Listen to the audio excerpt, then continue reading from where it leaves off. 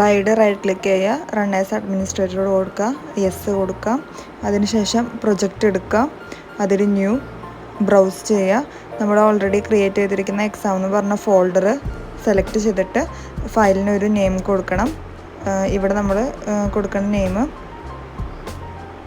Key HECS എന്നാണ്. ഇഷ്ടമുള്ള പേര് കൊടുക്കാം. ഓപ്പൺ, എന്നിട്ട് ഓക്കെ കൊടുക്കാം.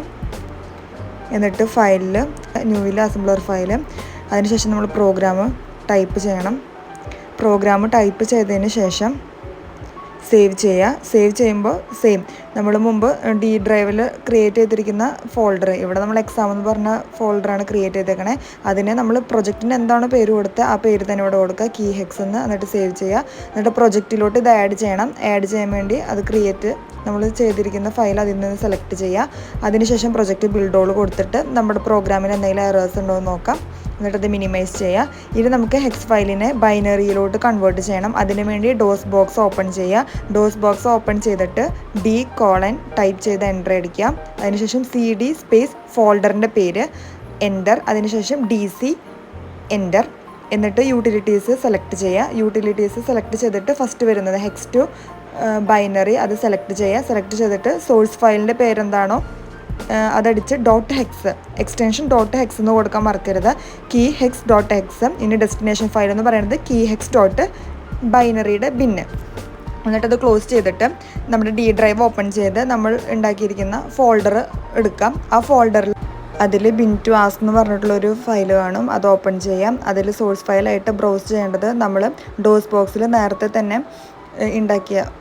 ക്രിയേറ്റ് ചെയ്ത ബൈനറി ഫയലാണ്. എന്നിട്ട് അത് ഓപ്പൺ ചെയ്തതിന് ശേഷം ഡെസ്റ്റിനേഷൻ ഫയലായിട്ട് അത് വേറെ സെർച്ച് ചെയ്യേണ്ട ആവശ്യമൊന്നുമില്ല. ജസ്റ്റ് അത് ബ്രൗസ് ചെയ്യുമ്പോൾ തന്നെ അടിയിൽ ഓപ്പൺ ആയിട്ട് വന്നിട്ടുണ്ടാവും. അത് ഓപ്പൺ ചെയ്തിട്ട് അതിൻ്റെ എക്സ്റ്റൻഷൻ .bin എന്നുള്ളത് ASC ആസ്കി ഫയലായിട്ട് നമ്മൾ തന്നെ അത് എഡിറ്റ് ചെയ്താൽ മതി. എന്നിട്ട് അത് കൺവേർട്ട് ചെയ്ത് ക്വിറ്റ് ചെയ്യാം. ഹെക്സാഡെസിമൽ കീബോർഡ് ഇൻ്റർഫേസിംഗ് എന്ന് പറയുമ്പോൾ ഈ കീബോർഡിലുള്ള ഏതെങ്കിലും ഒരു കീ പ്രസ് ചെയ്യുമ്പോൾ ആ ക്യാരക്ടർ അല്ലെങ്കിൽ ആ ഒരു വാല്യൂ നമുക്ക് ഡിസ്പ്ലേ ചെയ്ത് വരണം. അതായത് ഇപ്പോൾ 4 പ്രസ് ചെയ്യുമ്പോൾ 4 എന്നുള്ളത് നമുക്ക് ഡിസ്പ്ലേ കാണിക്കണം. അല്ലെങ്കിൽ A എന്ന് പറഞ്ഞൊരു കീ പ്രസ് ചെയ്യുമ്പോൾ നമുക്ക് A എന്നുള്ള ആ ഒരു ക്യാരക്ടർ ഡിസ്പ്ലേ ചെയ്ത് കാണിക്കണം. അപ്പോൾ അതിനു വേണ്ടി നമുക്ക് ഓരോ ക്യാരക്ടറിൻ്റെയും ഹെക്സ് കോഡ്സ് നമ്മളെ കിറ്റിലേക്ക് എൻ്റർ ചെയ്ത് കൊടുക്കണം. ഓരോ ക്യാരക്ടേഴ്സിൻ്റെയും ഹെക്സ് കോഡ്സ് കാണാപ്പാടം പഠിക്കുക എന്ന് പറയുന്നത് കുറച്ച് ചലഞ്ചിങ് ആയിട്ടുള്ള കാര്യമാണ്. അപ്പോൾ നമുക്ക് ഹെക്സ് കോഡ്സ് എങ്ങനെ എഴുതാൻ പറ്റും എന്ന് നോക്കാം. അതിനുവേണ്ടി നമ്മളിവിടെ കോമൺ ആനോഡാണ് യൂസ് ചെയ്യണം. അതായത് നമ്മൾ 7 സെഗ്മെൻറ്റ് ഡിസ്പ്ലേയിൽ പഠിച്ചിട്ടുണ്ട് ഓരോ ക്യാരക്ടേഴ്സിൻ്റെയും വാല്യൂ എഴുതാൻ വേണ്ടിയിട്ട്. അപ്പോൾ കോമൺ ആനോഡ് എന്ന് പറയുമ്പോൾ ഓഫ് വരുന്ന കണ്ടീഷനിൽ 1ഉം ഓൺ വരുന്ന കണ്ടീഷനിൽ 0 ആയിരിക്കും. ഒരു എക്സാമ്പിൾ പറയുകയാണെങ്കിൽ 0 എന്ന ക്യാരക്ടറിൻ്റെ ഹെക്സ് കോഡ് എങ്ങനെ വരുന്നു എന്ന് നോക്കാം. 0 എന്ന് പറയുമ്പോൾ ഇപ്പോൾ 7 സെഗ്മെൻറ്റ് ഡിസ്പ്ലേയിൽ ഈ ഗ്രീൻ കളറിൽ മാർക്ക് ചെയ്തിരിക്കുന്ന Gയും DP എന്ന് പറഞ്ഞാൽ ഡെസിമൽ പോയിൻ്റാണ്. ഈ 2 പോയിൻറ്റിൻ്റെ ആവശ്യമില്ല. ബാക്കി റെഡ് കളറിൽ മാർക്ക് ചെയ്തിരിക്കുന്ന ABCDEF ഇതെല്ലാതും നമുക്ക് ആവശ്യമുണ്ട്.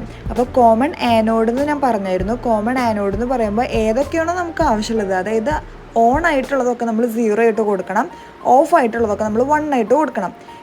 തെറ്റിപ്പോവാതിരിക്കാൻ ഇപ്പോൾ ഈ ഒരു എക്സാമ്പിളിൽ ഞാൻ റെഡ് കളറിൽ മാർക്ക് ചെയ്തിരിക്കുന്ന ABCDEF ഉണ്ടല്ലോ, ഇതെല്ലാതും ശരിക്കും ഓൺ കണ്ടീഷനാണ്. ഈ ഓൺ കണ്ടീഷനൊക്കെ കോമൺ ആനോഡിൽ വരുമ്പോൾ 0 ആയിരിക്കും. ഇനി Gയും DPയും ഞാൻ ഗ്രീൻ കളറിൽ മാർക്ക് ചെയ്തേക്കണത് അത് ഓഫ് കണ്ടീഷനാണ്. പക്ഷേ കോമൺ ആനോഡിൽ ഓഫ് കണ്ടീഷൻ എന്ന് പറയുന്നത് 1 ആയിരിക്കും. ഇനി നമ്മൾ ABCDEFGDP ഇതെല്ലാതും നമ്മൾ ഓണും ഓഫ് കണ്ടീഷൻസും ഒക്കെ മാർക്ക് ചെയ്യാൻ പോവാണ് 1ഉം 0s ആയിട്ട്. അപ്പോൾ ABCD എഴുതുമ്പോൾ ഈ ഒരു ഓർഡറിലായിട്ട് വേണം എഴുതാൻ. ഒരിക്കലും ABCDന്ന് നേരെ എഴുതി പോവരുത്. DCBA പിന്നെ DP എന്നുള്ളത് ഡെസിമൽ പോയിൻ്റ് ആണ്, അത് തെറ്റിപ്പോവരുത്. പിന്നെ GFE.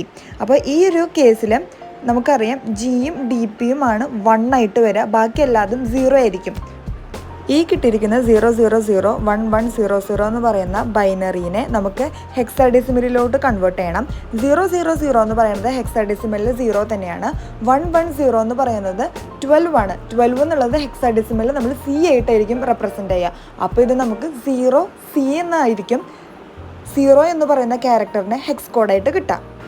അടുത്തത് ഇൻ്റർഫേസിംഗ് ആണ്. ഇൻ്റർഫേസിങ്ങിന് വേണ്ടി കീബോർഡ് മൈക്രോ കൺട്രോളർ കിറ്റിലോട്ട് കണക്ട് ചെയ്യുക. അതിനുശേഷം വിൻഡെക്സ് സ്റ്റോക്ക് എന്ന് പറഞ്ഞ സോഫ്റ്റ്വെയർ ഓപ്പൺ ചെയ്യുക. ഓപ്പൺ ചെയ്തതിന് ശേഷം മൈക്രോ കൺട്രോളർ കിറ്റ് റീസെറ്റ് ചെയ്തിട്ട് SM ടൈപ്പ് ചെയ്യാം.